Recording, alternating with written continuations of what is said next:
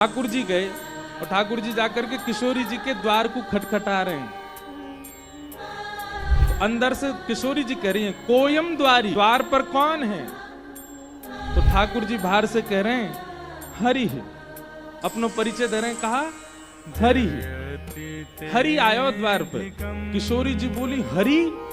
हरि का मतलब होता है कौन? जो सब चीज हरण कर ले। हरण करना, हरण कौन करता है ब्रज में? बंदर। किशोरी जी बोली, हे बंदर आया मेरे द्वार पे, जाओ या को भगा के आओ। प्राय ही उपवनम सखमृग पात्र किम। अरे कोई वन का बंदर आ गया है मेरे द्वार पे।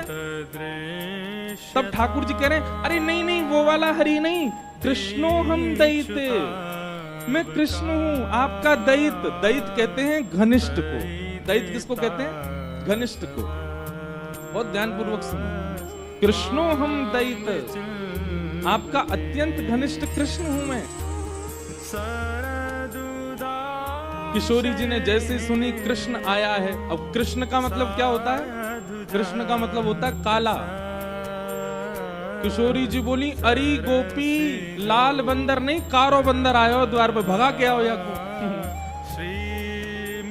हरि नहीं आयो है, कृष्ण हरि आयो है, मतलब कारो बंदर या लंगूर आ गयो द्वार पे। श्री जी बोली, विभेमी नितराम कृष्णात अहम बानरात। अरे काला बंदर आया गोपी, भगा के आओ। लंगूर बंदर तो गोरे बंदर थे, ज्यादा खतरनाक रहे, या को भगा के आओ। ठाकुर जी बोले, अरे नहीं नहीं श्री जी, राधे हम मधुसूदनो। हे श्यामाजू, मैं आया हूं मधुसूदन। किशोरी जी बोली, ओहो ब्रजलताम तमेहि पुष्पान निविताम। अरे सखी देखो तो द्वार पर लगता है मधुमक्खी आई है। अरे द्वार मत खोलियो, भीतर आके दस देगी, लग जाएगी मेरे। ये पूरे ब्रज बीथीन के ब्रज रसन को चखवे वाली मधुमक्खी आई है। ये भौरा आया है द्वार पे, इसको भीतर मत आने देना। ठाकुर जी हर प्रकार से हाथ जोड़ रहे हैं, पाम जोड़ रहे हैं, अपने सब बात बता रहे। ठाकुर जी मूड पकड़ के बैठे, कहा बताऊं? हरि बताऊं तो बंदर सुने, कृष्ण बताऊं तो कारो बंदर, मधुसूदन बताऊं तो यूं सोच रही है कि मैं मधुहार हूं, मैं मधुमक्खी हूं। इत्थे निर्वचनी कृतो सदैता पातु हणो हरिवान। ठाकुर जी कह रहे हैं, अरे मैं जगत नियंता, जग पालक आया हूं। किशोरी जी कहीं विधाता आजकल पृथ्वी पे घूम रहा है, मेरे द्वार पे आ गया विधाता, ब्रह्मांड नायक आ गया।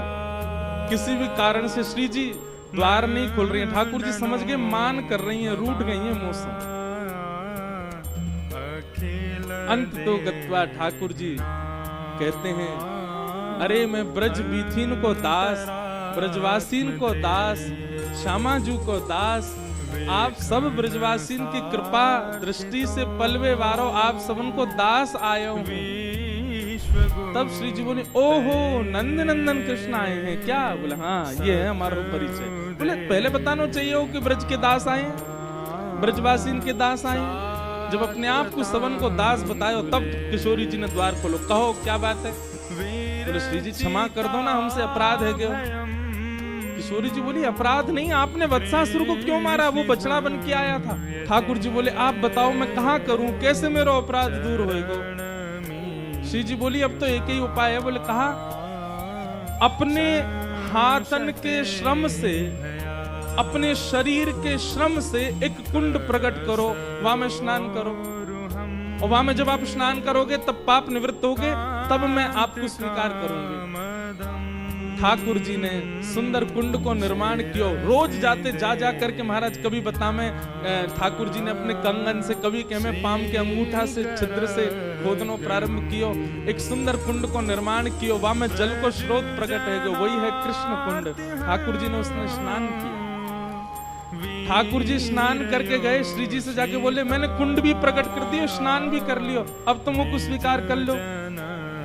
किशोरी जी बोली तुम पे भरोसा ना है मोर। अरे मैंने इतनी मेहनत करके कुंड बनाया हो, नहाए आयो, अब तो स्वीकार करो। किशोरी जी बोली मोए भरोसा ना है, मैं अब एक कुंड बनाऊंगी।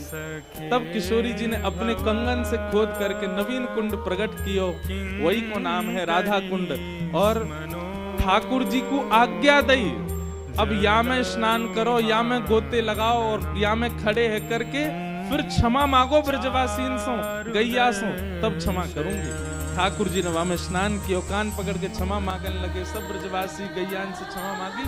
तब श्री जी ने ठाकुर जी को बाहर लेकर के अपने हृदय से लगाया।